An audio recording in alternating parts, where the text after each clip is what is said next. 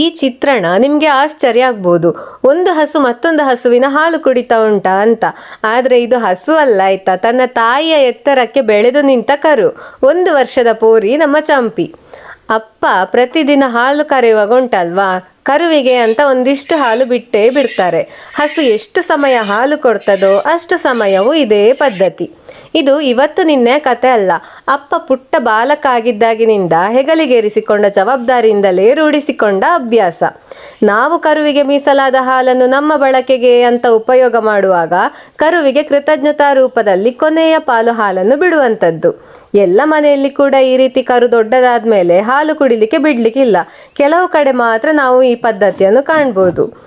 ಒಂದು ರೀತಿ ಮಾನವೀಯತೆ ದೃಷ್ಟಿಯಿಂದ, ಅಥವಾ ಪ್ರಕೃತಿ ನಿಯಮಕ್ಕೆ ಗೌರವ ಕೊಡುವ ಮೂಲಕ, ಅಥವಾ ಒಬ್ಬ ಮಾಲೀಕನಿಗೆ ತನ್ನ ಆಕಳ ಮೇಲಿರುವ ಪ್ರೀತಿಯ ಸಂಕೇತ ಇದು. ನಮ್ಮ ಚಂಪಿ ವಯಸ್ಸಲ್ಲಿ ಮನಸ್ಸಲ್ಲಿ ಪುಟ್ಟ ಮಗುವೆ ನಿಜ, ಆದರೆ ದೇಹ ಬಲದಲ್ಲಿ ತನ್ನ ತಾಯಿಯನ್ನೇ ಮೀರಿಸ್ತಾಳೆ. ಆದರೂ ಆ ತಾಯಿ ಎಷ್ಟು ಶಾಂತವಾಗಿ ಮಗುವಿಗೆ ಹಾಲುಣಿಸ್ತಾ ಇದ್ದಾಳೆ ನೋಡಿ. ಮುಂದಿನ ವಿಡಿಯೋದಲ್ಲಿ ಸಿಗ್ತೇನೆ. ಬಾಯ್ ಬಾಯ್.